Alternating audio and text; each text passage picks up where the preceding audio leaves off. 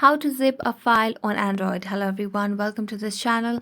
I'm Emily and I'm here to help you out today. So without any delay, let's get started. So to zip a file on Android, what you need is a file manager application. So tap on file manager application. Here you can see different options over here from images, videos, documents, musics, and so on. You can also go to internal shared storage option over here. So tap on it and here you can see different files. Now, in order to zip a file on Android, what you can simply do is select any of the files over here. So make a long press until a check mark appears over there.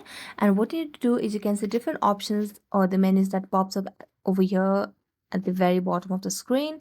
So tap on the more option or the three dotted lines over here. And as you do that, you can see the option of compress. So tap on compress and here you can see it will be compressed to the zip file. So tap on OK and you have the zip file ready on your Android. So thank you so much for watching this video. See you next time.